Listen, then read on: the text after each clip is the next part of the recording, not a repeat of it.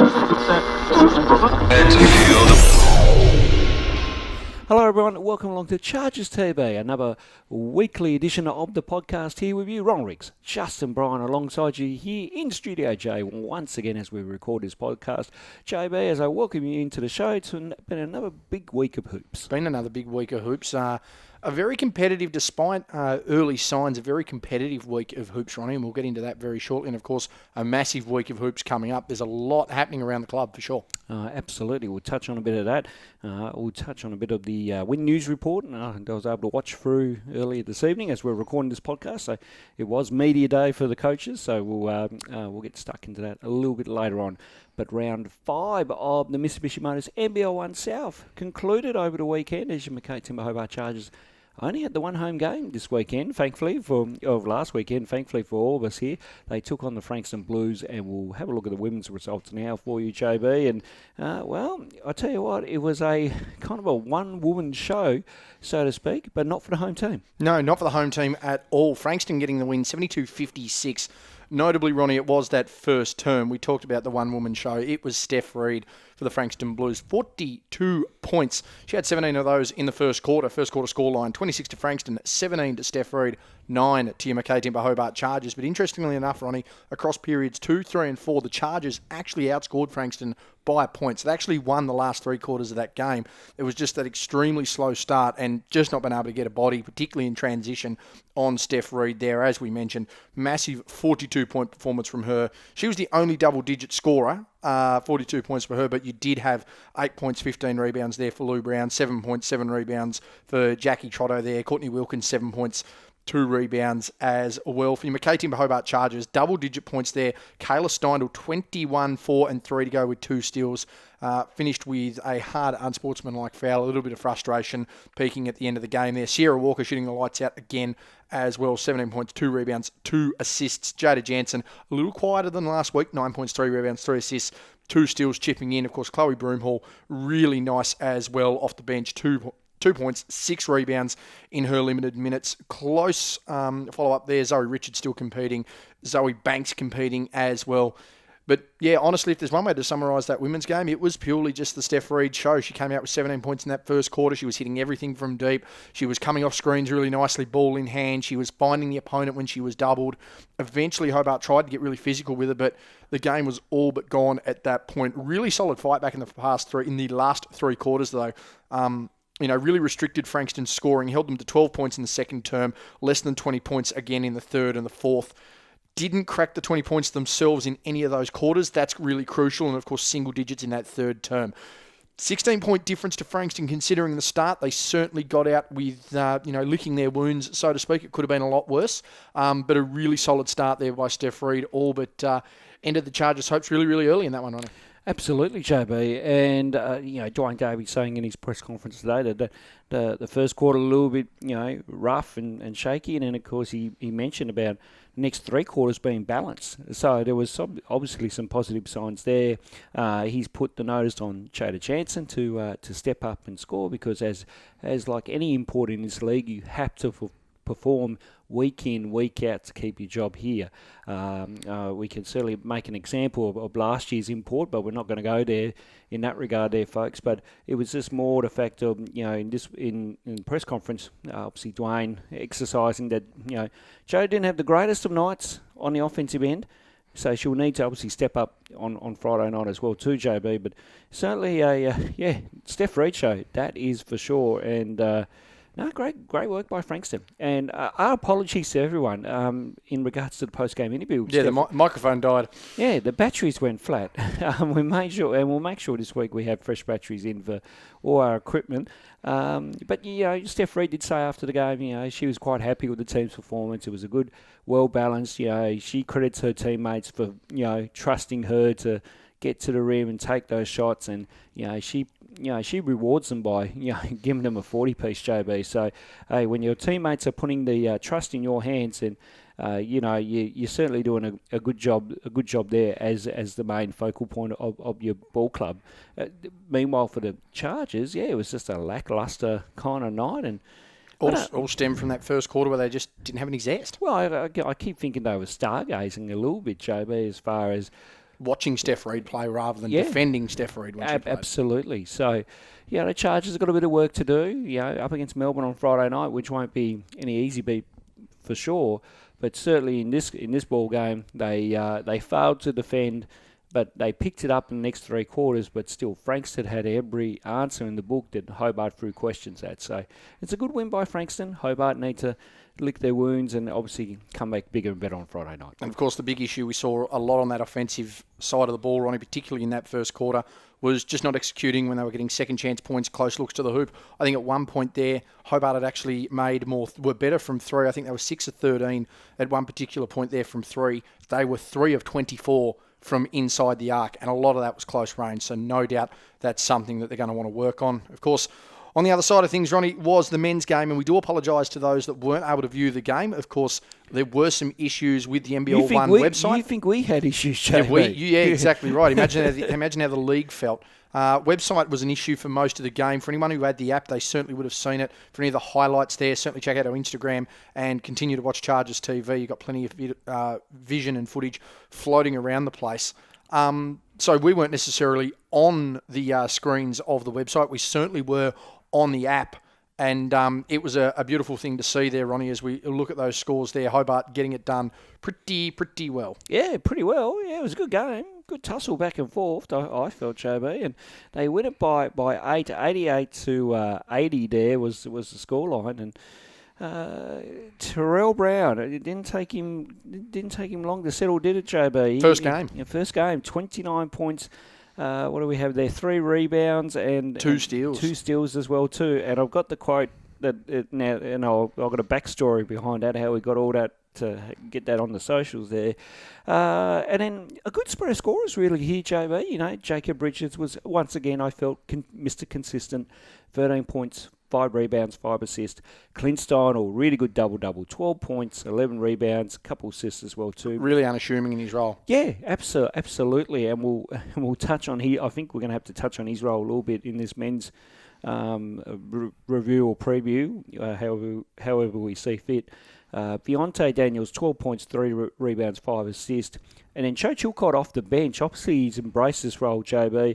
11 points, 5 rebounds, and 3 assists as well too. And then just quickly for Frankston, obviously the state homeboy in Lockie Barker, because he played up at home the following night. 20 points, 3 rebounds, and 5 assists. And then Chaffee as well. He had a really good game as well too. Provided some highlights for us, which was nice. If they'd have got over the line, we nearly would have, as much as we want to get Lockie Barker, but we do have to give credit to Chaffee. Yeah. Just his presence in and out, and the defensive effort he put on Ollie. I think limited to Ollie to just 3 shots all night. Massive effort. Absolutely, JB. 20 points, 8 rebounds, 2 assists, and a couple of steals there as well too. Daniel Trist, the former player for South East Melbourne Phoenix, 19 points, 7 rebounds, and 5 assists. Again, he was very handy as well too. So Frankston had 3 players in double figures, and this game went back and forth a little bit. Well, all of a sudden Frankston got out to a lead, Hobart come back, then take a lead, and it was back and forth a little bit, and then Hobart were able to reel it out there in the end, JB. So really, it was a good game by everyone, and fairly enjoyable on the broadcast. Even in the news report tonight, you and me getting some verbal. I better go back and watch that then. Yeah, some verbal action in the news report. Good work by Hayden Corns and the team at Win News for giving us some sound bites there. But checks in the mail. Yeah, absolutely. But the men's team play well. Like I say, when you've got 5 players in double figures there, JB, and I forget to mention Ollie Angerstein here. 7 points, 10 rebounds, still had a good effect on the game. But it was Terrell Brown coming in and making a statement. It was Jacob Richards being Mr. Consistent.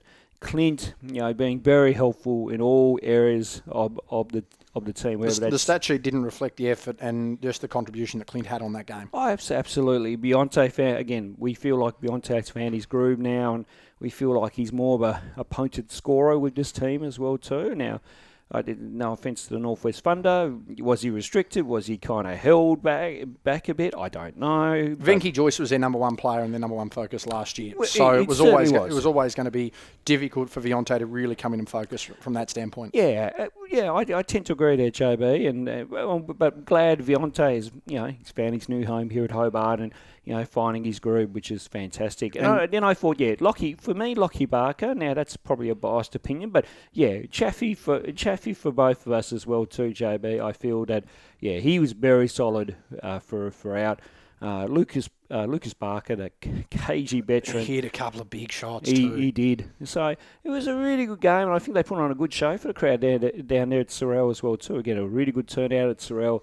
Full house again. Yeah, we thank the community down that way for coming down and supporting the Hobart Chargers. It was really interesting in the post game interview that you did with Terrell, JB, and we've got, like I say, the NBL1, the media team done a good job. A big shout out to the NBL1 crew, and not just the South, the national crew getting the spotlight on the South there, and particularly the comments of Terrell Brown. Oh, absolutely. No, I had a very good chat with the NBL1 media team about lots of things with them, including obviously what we do here at Hobart as well too. So, all right, I was speaking on behalf of everyone when I had a phone call from mid-afternoon on a Monday. But Terrell's saying here, and I quote, "We're going to be in the championship." I honestly feel that.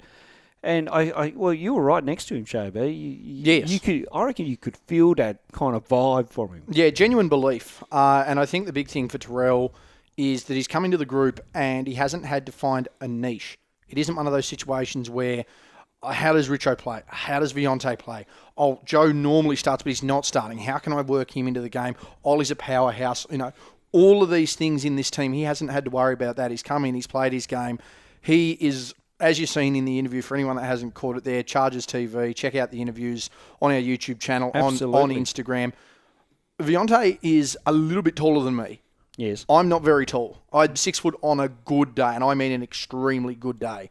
So the Vionte is sitting there, 6'1".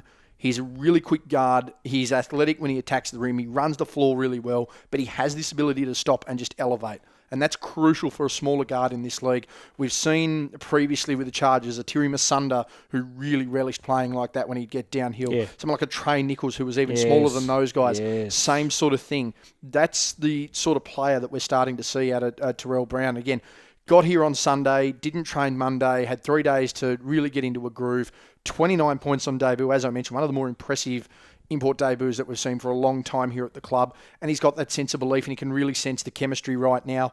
Really big effort for him. Really great to have him on board. A really positive guy. And you can, as you mentioned with that energy, Ronnie, you can feel the positivity radiating off him there. It's great to have him a part of it. And a quick one there. I know we spoke about Joe Chilcott getting those double-digit points.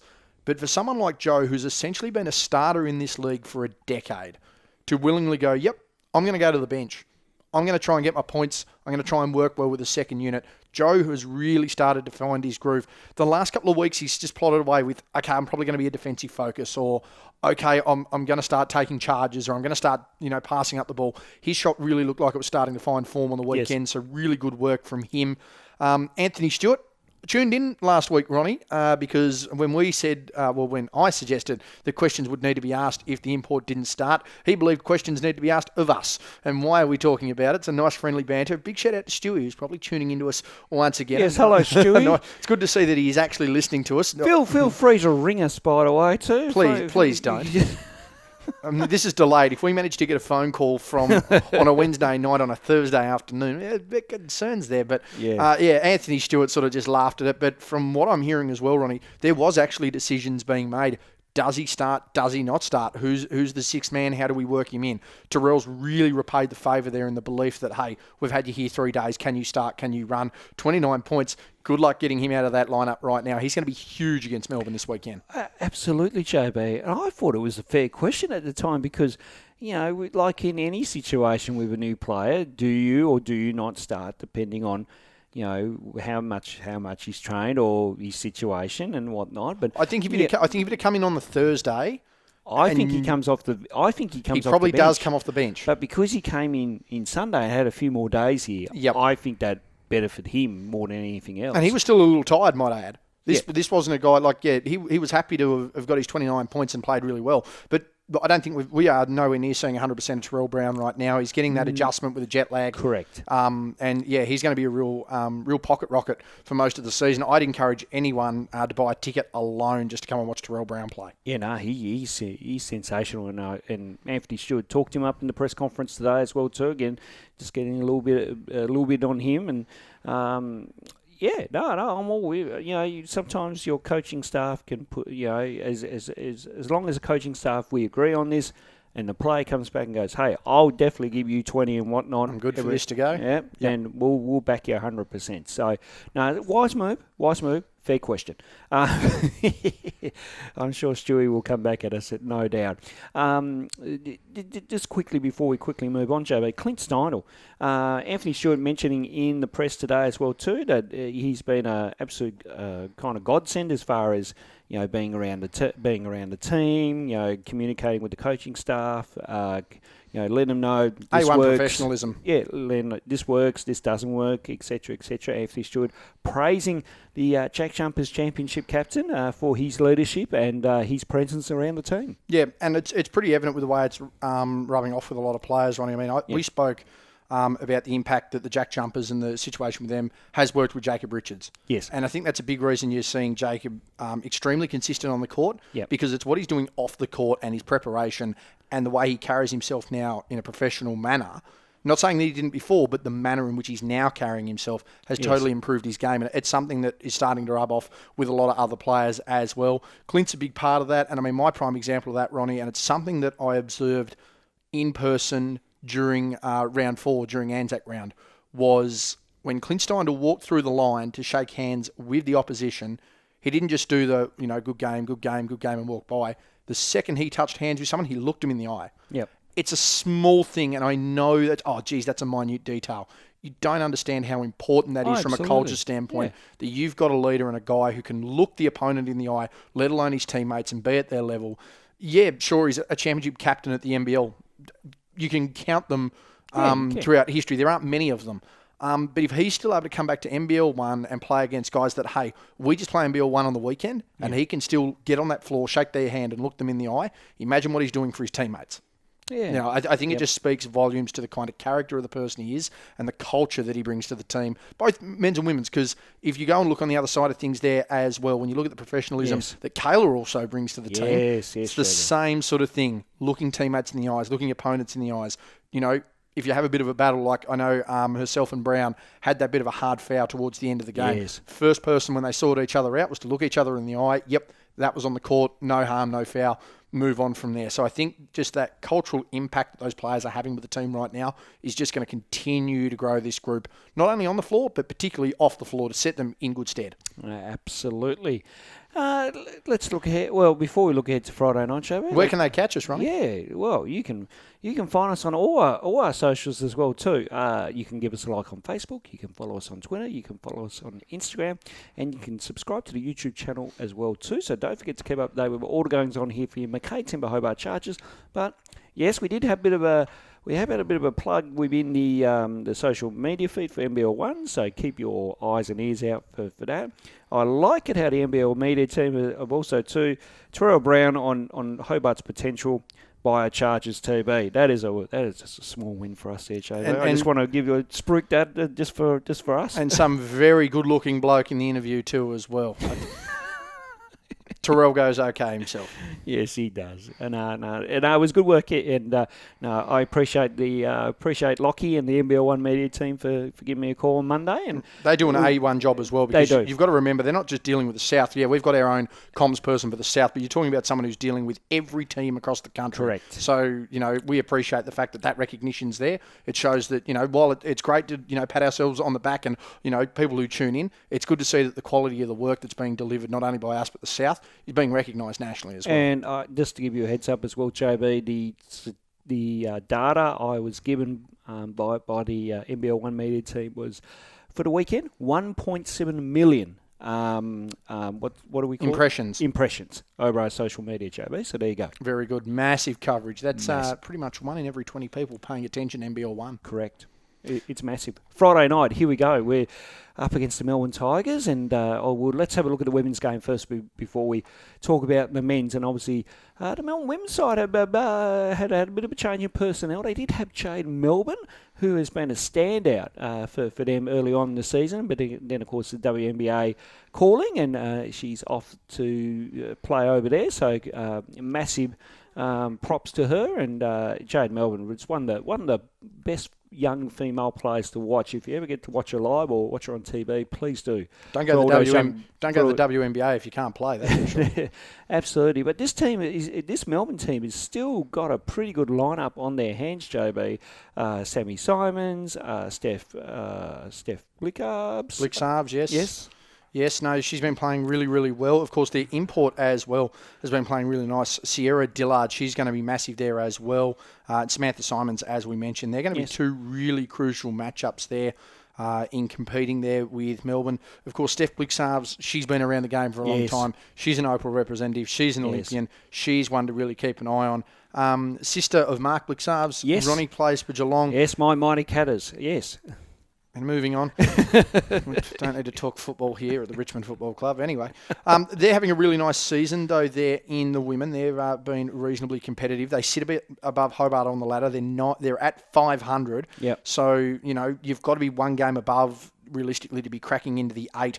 You've got to be pretty well advanced, though, I must admit, in the women's comp right now. I mean, you've pretty much only you've got to be 4 games above to be really cracking into this top 8. So that's the kind of competition you're seeing for Melbourne. They're going to really see an opportunity to do that this weekend. A competitive game against Hobart. They're going to hope they get the win there. Yes. And then against Launceston, they certainly want to go up and get the 2-0 and be 2 games above.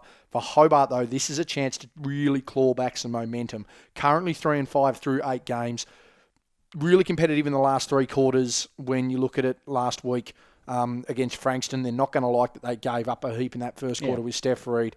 You look at the fact that they gave up a win against Casey, a game that they shouldn't have dropped. So realistically, you take that back. That's a 5-3 Hobart team without playing this game. They're looking at a top 8 spot. So there are just really small factors amongst this women's team right now where you go, hey, we've got to turn on a dime really quickly here. These are the games that they've now got to start winning through the middle third of this season if they're going to be competitive and to be towards finals.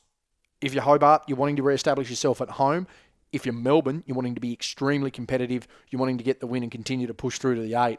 Genuine barn burner game on our hands here, Ronnie. This is, and we've said it for a while now, but when you look at the way Hobart's fixtures panning out, it's 22 games. You're getting towards the halfway of the season very, very soon. You need to start getting wins like this on the board, and you need to have them drawn into the calendar on the whiteboard in your pre-game scout. This is a must-win game, and I think that very much is the case right now for Hobart. Absolutely, and I feel for Hobart this is a must-win. As we mentioned earlier, Dwayne Davey has put the notice on Jada Jansen to step up, so we're hoping to see a big game from her personally, and we're hoping to see the team bounce back. And they do a pretty good job usually after coming off a loss, and they bounce back pretty well. So looking forward to it. 6 o'clock tip-off at the Hobart Netball and Sports Centre. We are back down at Creek Road once again. We are. It has been nice being down Sorrel, but nice to be... To be fair, a bit closer to home. The convenience of not having to... As much as I love Sorrel, I also like the idea that, I don't need to do an hour round trip, yes, particularly later on a Friday night. But do love the venue down there. But, back to the old stomping grounds this week, right? Absolutely. And we're on air from 5:55 p.m. by the NBL One website or the NBL One app. I will mention the NBL One Plus account a little bit later on. Let's have a look at the men's side of things now, JB, because this should be a good game in itself. Obviously, when we talk about the Melbourne Tigers and the men's program, we obviously think of the great one, Andrew Gaze. Of course, once again, the head coach of the Tigers team. He has a pretty good team in his arsenal here with his lineup. You got to think former Chargers player, Jack Purchase is in that side. Callum Barker, former Chargers player. Yeah, Callum has bounced around a bit, but good to see Callum heavily involved now back in NBL One South, and also provided a game-winning tip-in as well too against from Waverley. About 15 feet, falling over, might I add. One of the better shots we've seen all year. Absolutely, JB. Just to quickly touch on Cal as well, Ronnie. We've seen firsthand how well he can play locally. Chargers defunct. Yes. franchises. Yes. But we've also seen the transformation that Cal and the work that Cal's put into his body over the last couple of years. Oh, yeah, he's lean. Yeah. He's lean. He's lost some weight. He's put on some muscle mass. He's dealt with a plethora of injuries. Yes. Really worked hard with the Northwest. Really worked hard with Nunawading. Now getting consistent minutes. 6'9", 6'10", playing under Andrew Gaze, making an impact there from, Chargers' perspective. Yeah, I hope we hold him to 5 points, and I hope he has a miserable game on Friday night. But from a personal standpoint and from a Tasmanian standpoint, it's great to see Cal back out there, out and about, competitive, physical, and really making a go of it for sure. Absolutely. And, of course, Tom Wilson, who's just come back from, who's had a stint in the AFL. We're playing around with Collingwood and now back in. Of course, Andrew Gaze rating his chances quite well to crack back into the NBL later in the year. Yeah, lots of talk around the NBL 1 in general, Ronnie, that Yes. whoever selects Tom Wilson or picks him up, genuine expectation that they automatically become one of the favourites for the NBL championship. So, that's massive props to a guy who's been out of the game 4 or 5 years. Absolutely. And, of course, Mason Gaze as well, too, of course, son of Andrew there. And, he'll certainly provide... he's been consistent throughout the season. Despite I've seen his numbers, and he's been doing a pretty good job as well too. So they've got a good team. Like I say, look at their lineup there. Michael Wern's another guy who's been there for a while. While we talk about Felix von Hoff being on the telly, he's a big body on that court. He's an experienced player, former NBL player. Austin Bradkey in there as well. So yes, and we talked with Mark Bradkey a couple of years ago as well too, JB, because we've seen Austin play for the COE. So it's going to be. I'm really keen to see this time around now, a couple of years later, how he's tracking. That was Jensen. Sorry, Austin's his brother. Jensen Bradkey was the centre of excellence. My sincere apologies there. So, but another famous name. Yeah, absolutely. So this will be good to see if Austin does crack onto the court and whatnot. But so Melbourne look good. They certainly do. Though they're sitting 13th on the ladder, they have had some games where it's gone the other way, so if they got those games, it would have been a different position. Meanwhile, for Hobart, right now, they're 5-3 there. I'm looking there, JB, and sitting 7th on the ladder. Yeah, they're sitting 7th on the ladder, and they've got a couple of games that they probably didn't want to drop either. Correct. So, this is a matter of now being competitive. You're 2 above 500. You really need to work hard at this point. And I'm looking at that ladder, Ronnie, realistically, depending on their matchups, depending on who they've played, if they were a 6-2 side right now, they're sitting in the 4. Yeah. Ballarat is sitting 4th. That's the game that we really feel that cost them. Now, you do talk bigger picture and long run and everything like that. But if you're Hobart right now, you're sitting there going, man, right now we wouldn't have a double chance, and we would if we'd have beat Ballarat. If the season ended right now, you don't have a double chance, you don't have a home final, and the team that cost you that double chance and the chance of a home final is the one that beat you there. So that's a, tiny motivation right there. But the big thing right now, as I mentioned, you do not want to be taking on Melbourne. You do not want to give them a sniff, because we've seen that many teams that come down and go, Hobart, I'm going to take it seriously. Let's give it to them. Let's challenge them. And again, big credit to Frankston. They brought a bit of physical edge over the weekend. They brought a bit of mental edge over the weekend. And Hobart responded really well. Big shot by Lucas Barker at halftime. Yes. Lockie Barker at three-quarter time. Yes. And Mark Nash sits next to us at games, Ronnie. And we sort of turned around and looked. And we sort of had that look amongst ourselves as well of, Hobart going to be able to hold on? Is that the gut punch they can't recover from? Is that going to be the big run? And Hobart have showed that they can now answer that call. Terrell Brown obviously massive on that as well. But they do not want to let this one slip against Melbourne. They've got a good chance to be 3 games above 500. They push everyone else below them, really start to let them slide. Depending on how Melbourne play, it could be a very split result there with the Northwest Thunder. Yes. If you're Hobart, you definitely have to get this one, particularly at home. And you need to continue to give yourself every chance to crack that top 4. Absolutely. And we're hearing word, and we also heard word today through the Win News report as well too, Zach White potentially out with a season-ending quad injury as well too, JB. Yeah, so a big shout-out to Zach. And this is one that was so innocuous, Ronnie. We didn't really pick up on it. No, we didn't. I spoke to Stewie post-game. We were there watching the rest of the footy, having a chat about the game, having a chat about the podcast. Yeah, yes. And that's when he mentioned that, Zach had... felt something in his quad. And I said, really? I said, because there was nothing. He said, no. He said he'd just sort of come off the court. And that's what Zach's like. I did have a joke around with Zach about dunks pre-game. and, a bit of banter there, and I was probably a little bit jokingly disrespectful, having a bit of banter with Zach. So dear. Of course, Zach understood. I do Yes. publicly apologise for having a bit of a laugh if it was taken out of context. And then to hear that he's had that injury is like, we know the work that Zach's put in over the last couple of years to get back on the court, to reinvigorate his game, still be competitive on the offensive end and still have a presence defensively. That's a massive loss for Hobart, but it is an opportunity for someone else to step up. What does that mean for Geordie Stratsma as far as his minutes? What does it mean for Harry Griffiths as far as his minutes? Joe Chilcott probably automatically goes back into that starting lineup. Does he then become more of a defensive-focused player that we've seen him becoming over the last few weeks? Where does the size now come into Hobart? So some genuine questions there. There's a lot of size and a lot of height with Melbourne. So, how are they going to activate their small ball? How are they going to activate their game? It's going to be a really, really interesting matchup. Of course, a speedy recovery to Zach. Yes. But it just makes that Melbourne game slightly more interesting on Friday night. It does, and looking forward to it. Massive. Can't wait for Friday night, JB. It's going to be a barn burner of a game, as one would say. And, of course, that game tips off at 8 o'clock at the Hobart Netball and Sports Centre. Of course, the on-air stuff for that one, for the live stream, is 7:55 p.m. So I think everyone's got used to the fact now it's usually 5 minutes before each of the games that we come live to air. And 5:55 for 6, 7:55 for 8. That's right, JB. And then, of course, we make our presence known on the broadcast. No. Well, apparently. So. And their social media platforms too, 1.8 million impressions. Yes, JB. I'm glad I gave you those numbers. I'm very glad you gave me those numbers. They go in the bio on the Instagram, I think. Of course it would, JB. Of course, make sure if you are wanting to watch the games live by the NBL1 website or the NBL1 app, and make sure you sign up to an NBL1 Plus account. Now it's free, and once you've got that account, then you can access any game, not only in the Southern Conference, but all over the conferences in the Mitsubishi Motors NBL1 competition. Fair to say that I'm trying to keep one eye on Jack Stanwicks over in Central, and then trying to keep an eye on players in NBL1 North as well. So trying to tune in where I can. So Strathmore and Pawson over in the west. There's plenty of Jack Jumpers players around the country. Absolutely, Tanner Joe. Krebs floating around, former Tasmanian, former expat Tasmanian. He's floating about in the north. Yes. And lots of players everywhere and a lot of strong, to speak out of conference, especially there in the NBL1. Is it Central with New South Wales, Albury-Wodonga? No, East. NBL1 East. You've only got to look at how stacked Albury-Wodonga are right now when you're looking at Lauren Jackson just dropped an easy 30 and 20, whatever she wants to do.